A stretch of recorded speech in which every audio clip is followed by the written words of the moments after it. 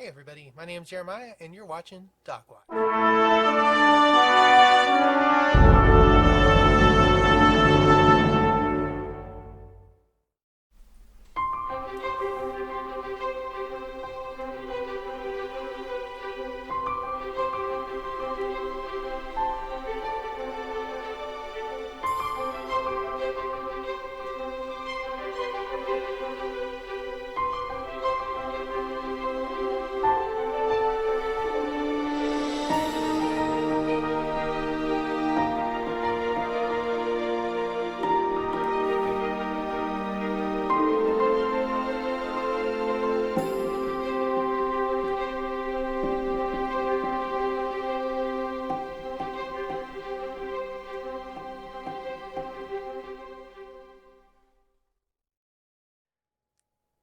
Hey everyone, thanks for joining me for DocWatch.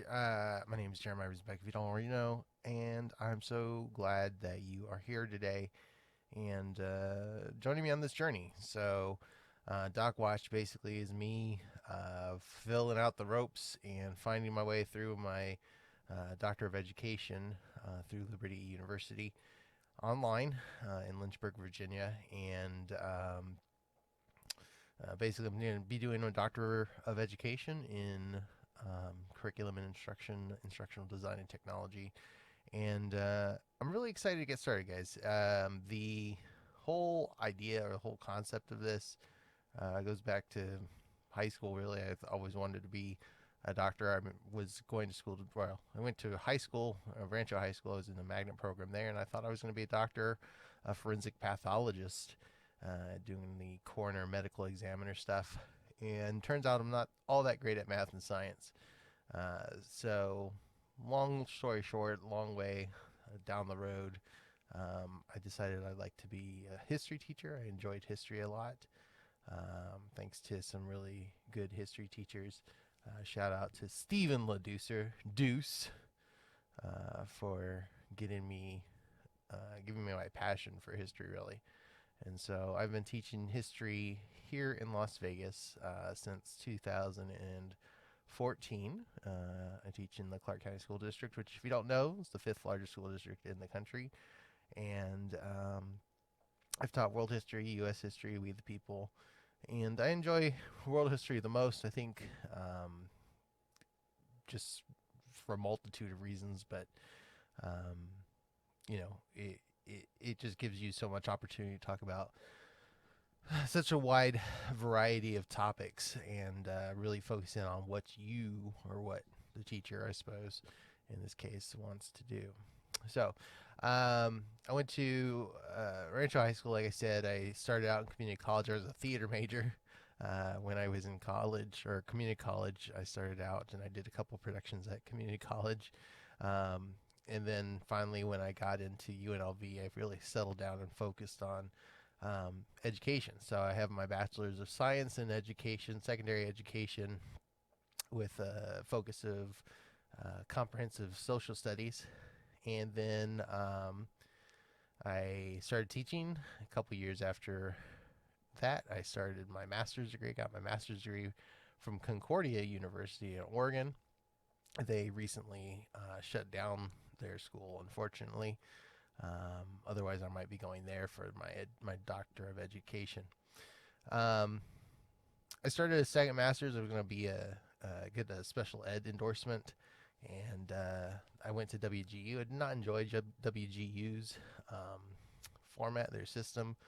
It just wasn't for me. I didn't feel structured enough, which I think is really important in online learning, and something that I try to incorporate for my classes that we're teaching virtually right now. So structure is really important, having deadlines and having a kind of set.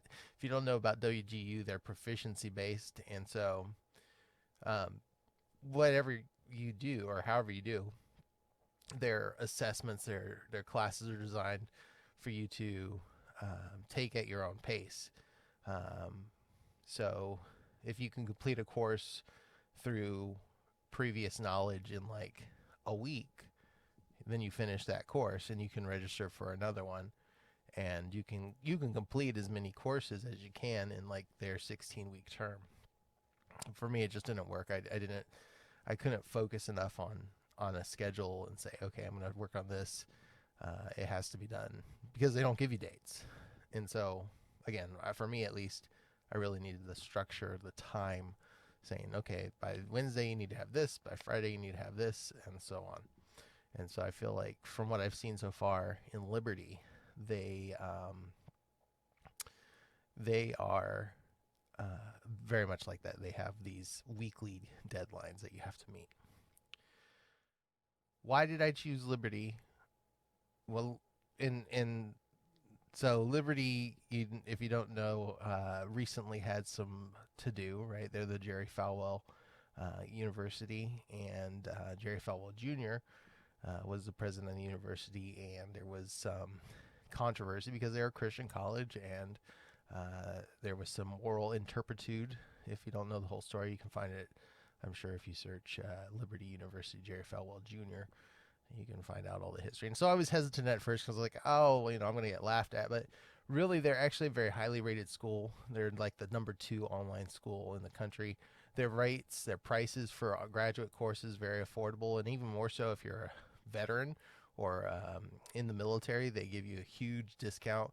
I think it's something like $300 for graduate courses, graduate credits, if you're in the military. And if you are a full-time non-military student, their courses are like $5.95 per credit hour, which is, just exceptional, because even I think UNLV, the graduate courses are $6.95, I believe, a credit hour for in-state. And then Concordia was about $800 per credit hour. So their rates are very affordable. It's almost scary how easy the registration and admission process was, and that was the next kind of thing that worried me, was how easy it was. Like, I was like, this should not be this easy. So I'll just kind of step you through. So I had searched, I looked up a bunch of different universities, different doctorate programs, and Liberty reached out to me, and they walked me kind of through what their program was like, this, that, and the other, and told me all the prices and all of this, everything. And I instantly was like, wow, this seems great. So the day I spoke with someone was a Monday, and they said, well, our deadline for admissions is Wednesday. And I was like, okay, well, that's close, because I know me, rather. If I start something, or if I see something that I want and I don't get started on it right away, then the likelihood of me doing it is very low. So I started filling out my paperwork. The application, very quick process, simple. Then they want your transcripts for your master's program if you are going for a graduate level. And again, this is all graduate, all doctoral level stuff. So if their process might be a little bit different for masters, and might be even different for undergraduate, but at least for the doctoral program, all they asked was some simple questions, and then proof of your completion of a master's degree. And you had to have a 3.0 for your master's degree, which I don't think you can really get a master's without having a 3.0. But regardless, right? I think I was at 3.8 for my master's, but I don't remember. Anyway, so Monday, filled out my FAFSA that day as well, and got that submitted. And I said, well, when I went to the Concordia website, that's when I first found out Concordia went out of business, is when I went to order my transcript. And I was excited. I thought, okay, well, this is going to be simple. I've ordered transcripts before. They can do electronically, and it just real quick. Well, since they closed, they have transferred all their files to a different branch of Concordia St. Paul, and they only do paper copies. Well, that wasn't going to work, I didn't think, because the admission deadline was Wednesday and I was talking to them on a Monday. So I was gonna say, well, that's a big hiccup. If they don't get it and I don't get admitted, then I can't start until January, and who knows where my head will be by then. So, anyways, I said, well, we'll try it. We'll see what happens. Turned the application, turned in the FAFSA, ordered the transcript, and Wednesday comes along, and I call them and I say, hey, look, I have an unofficial transcript. I can show you proof, and it's on its way. But there's nothing I can do. It's they didn't send it electronically because they closed. Well, it turns out that Wednesday was like a soft deadline, and so they're like, just we'll keep checking on it. As long as it gets here by a certain day, you'll be fine. And then that following Tuesday, applied on Monday. The following Tuesday, after they received my transcripts, everything was set. Like, there was no like crazy wait time. Even for Concordia, it took like forever to kind of get all the ducks in the row when I was going for that first master's. In UNLV, it felt like it took a long time for everything to get situated. So that Tuesday, everything opened up. Okay. I got you need to register for courses, check out financial aid, blah, blah, blah, blah. Well, I filled out the FAFSA, hadn't done like the master promissory note or anything for that nature. I was kind of worried. They sent me an email that same day or the next day after I had applied that said, potential aggregate loan limit met, which kind of set me into a tailspin of terror, because I was like, man, I really want to complete this, but I don't know. For those of you who are not my close friends, I have about $118,000 of student loan debt presently. Turns out a lot of that is interest. So I have like 80,000 in student loan debt, or student loans, and then the rest is all interest. So about $40,000 of interest. Woo! So that might not be a problem, and I'll talk about that in another episode or another day, where I'm trying to become a graduate assistant or a teaching assistant online as well, and we'll talk about that later. But anyways, so financial aid opened up, went and filled out my master promissory note and did all that the insurance counseling and all that jazz that you would expect to do. And again, next day, it was like, okay, here it is, everything good. Register for courses, picked out courses. I wanted to be full-time, and unfortunately I'm coming in. So Liberty has subterms, so they have summer or fall, spring, summer terms, but within those they have fall A, fall B, just for example. That's not actually what they call them, but fall A is the first 8 weeks, fall B is the second 8 weeks, and you take one course, again, for the doctoral program, one course per 8-week session. So since I'm coming at the tail end of the fall term, in order to be considered full-time, I had to register for 2 courses. And hopefully I won't be too overwhelmed by that, but so far from what I've seen, it doesn't seem to be too difficult. The introductory courses, at least, anyways. So I'm taking 2 courses for this first term, and then starting spring and January, I'll take 1 3-credit course, and then the second half of the term, which is in March, I'll take another 3-credit course. Now, like I said, registration was super easy. I've never had that easy of a process. I might have to take you through it one time where I show you how easy it is to register for online courses from Liberty, especially. Like, they give you this, everything is based on your degree. Like, they have checklists that tell you, okay, well, you got to do this, this, and this. When you select the checklist for course registration, like it gives you your degree, you click your degree, it says, okay, well, you have to have this class. You click on one of the requirements, and it's kind of self-paced, or up to you what order you go in, with exceptions of obviously your not dissertation, your action research project, your capstone project. But you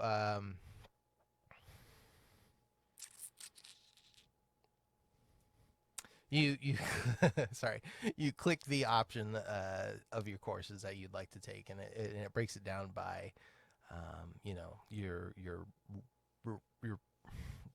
required courses, and everything's very easy. And I'll just show you this course registration, how easy it is, if you want to do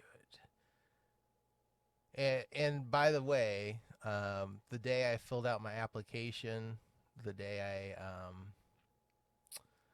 filled out my registration or my application, I got access to my Liberty account.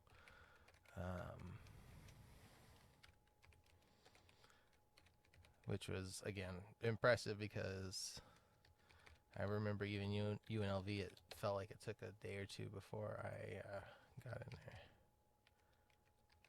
Now, if I can remember my password. There we go.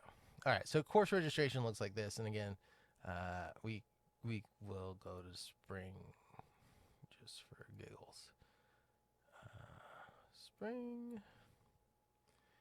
And so you go to degree completion. So basically what I'm taking right now, fall, this fall I'm taking advanced learning theory and research, and I'm also taking one of my electives in curriculum instruction. I'm taking issues in trends in learning tech. And then in the spring, I'm going to take technology and diversity and foundations of educational technology and online learning. But as you can see here, this again, I can go in here, and it's going to show me the classes. And you have term B or term D, which is what we're looking at for online. And you would take like term B's from January to March, and then term D's from March to May. But it's really easy. And so like I just open it up, you see, you can read your descriptions. Advanced study company, historical and philosophical principles of theories that have shaped education on a global basis. And all you do is click for register this course, and you're registered. You don't have, I mean, like, I've never really had a whole lot of problems with my professors, so not knowing who the professor is doesn't ever bother me all that much. But if you're one of those people that needs to know who is teaching the course, then that might not be for you. But again, so I'm registered for 2 courses in the fall, 2 courses in the spring. Depending on how these go, these 2 that I'm taking right now, I may take another course just so I can accelerate a little bit. And we'll see. We'll go from there. The other thing I really liked about Liberty so far was, let's see if I can find my way back out of here.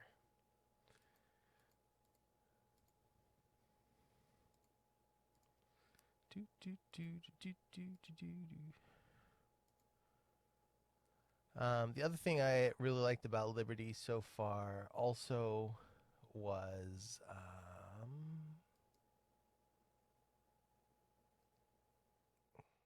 the course guides. And so even before I register classes, you can see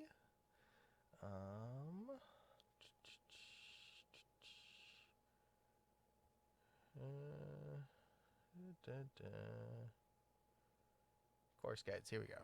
So you can go on and see the syllabuses for the courses that you're taking. And decide whether that's something you want to do, on its own, or maybe if you want to try taking 2 classes, that might be something that you could do. And so education, and let's go to learning 701, advanced learning and theory and research. And so again, and it tells you everything that you need, which is nice. Um,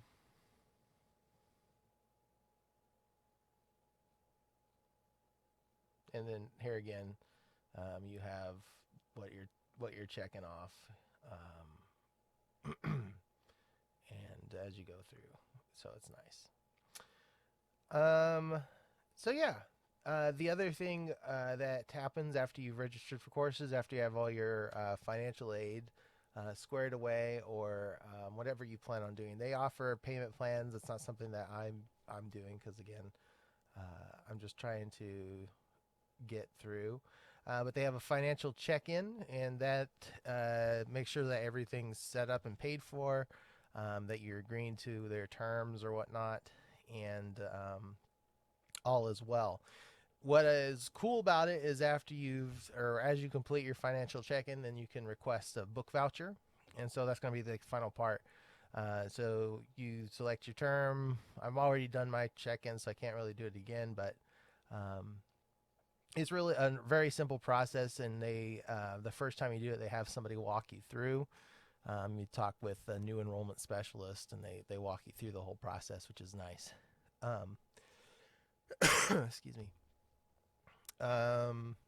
Anyway, so you get your book voucher, and so I have my books, and we're gonna take a look at them real quick for my 2 courses that I'm taking this semester, and the whole cost was $180 for the 2 courses, and one of them was the APA manual, and that is going to be useful for all of the courses going through, because education, typically you write an APA format, if you didn't know that, but that's not one I'm not as familiar. Obviously I used it when I finished my master's, but usually I stick with MLA format.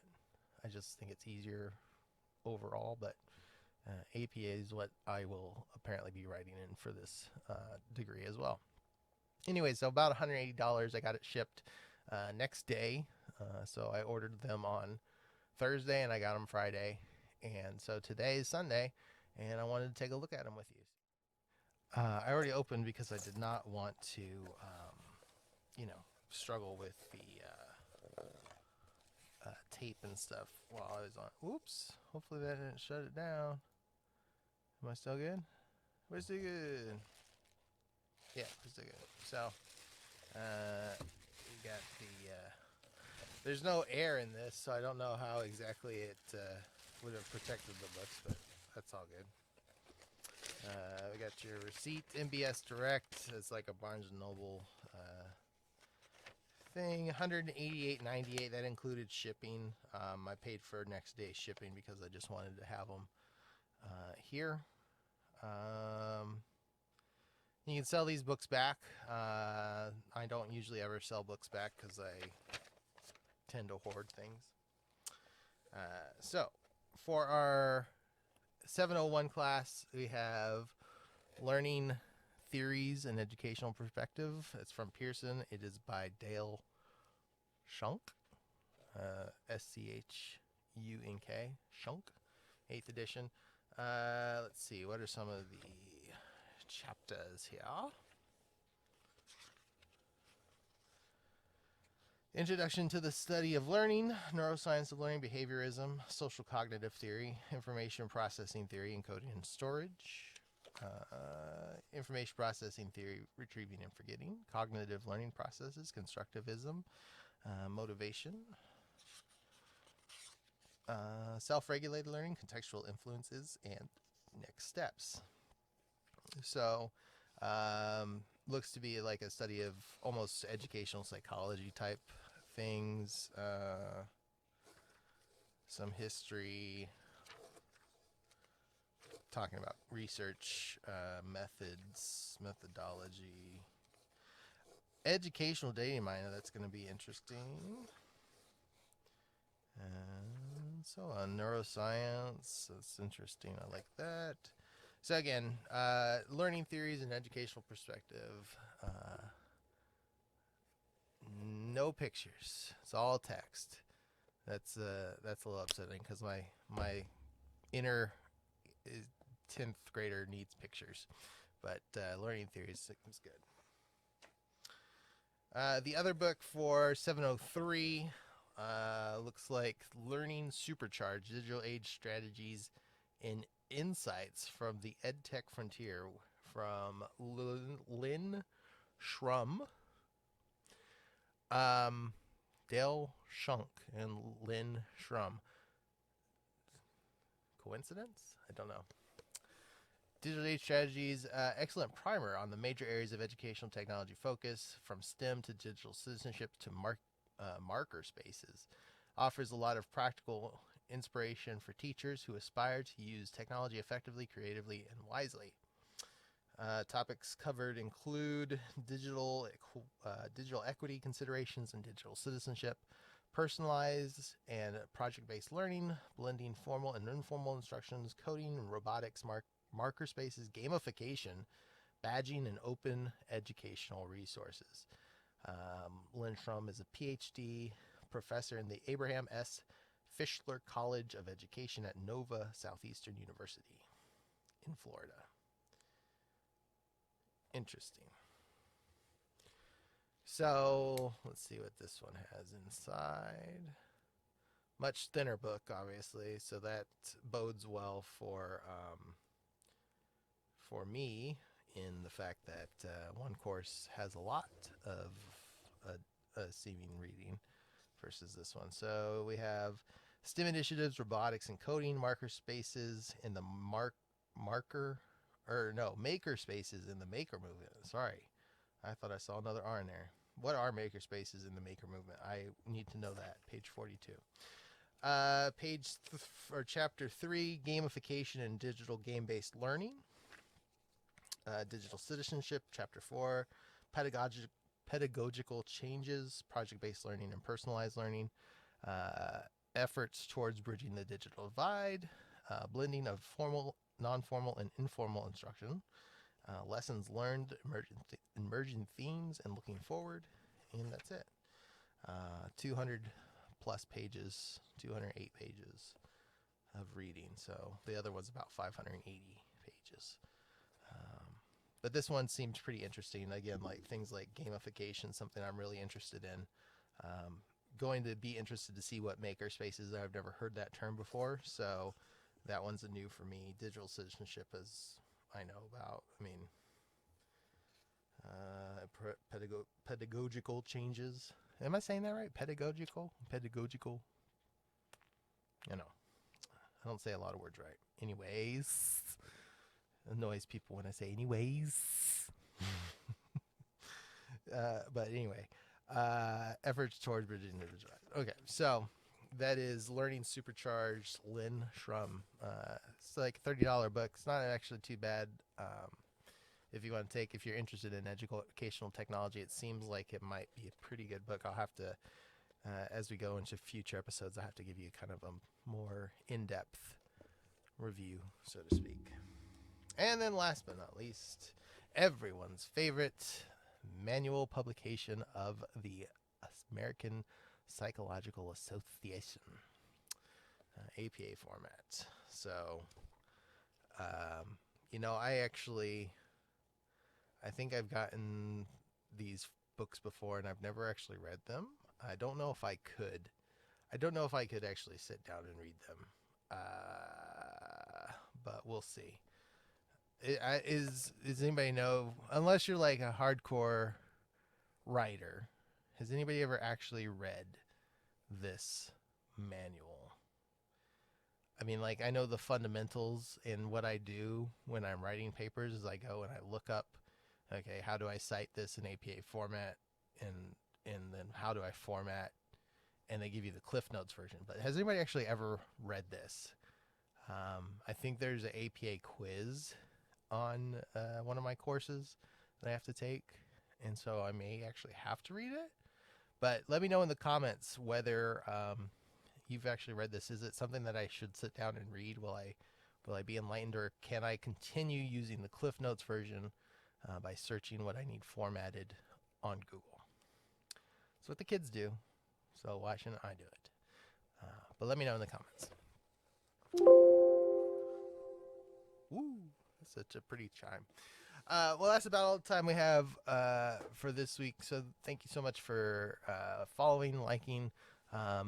This will be posted. I also host the Teaching Day Podclass for Clark County educators. This is for all educators. We do different advice and we talk about education and have a lot of fun. This will be on their YouTube channel, and I'm just going to kind of combine the two. So DocWatch on the road to an EDD is sponsored in part by the Teaching Day Podclass, I suppose you could say, since it's me doing it and I do the Teaching Day Podclass too. But check us out for the Teaching Day Podclass Facebook Lives on Thursday at 4 Pacific Daylight Time. I got corrected. I thought it was Pacific Standard Time, but it's Pacific Daylight Time. Facebook Live Teaching Day Podclass. Okay. And again, thank you for watching. Make sure you give this video a like and a subscribe if you enjoyed it. We will be posting these every Saturday or Sunday. This one I got busy yesterday, so I will try and do these on Saturdays in the future. Lots of different topics to talk about, and we'll go through the process of getting our doctorate. So stick around, enjoy the journey. Hopefully we'll have some fun along the way. And until next time, this has been DocWatch. I'm Jeremiah, soon to be Dr. R. Soon to be. But yeah, thank you for watching. Have a great day. Enjoy the rest of your weekend. And until next time, stay safe.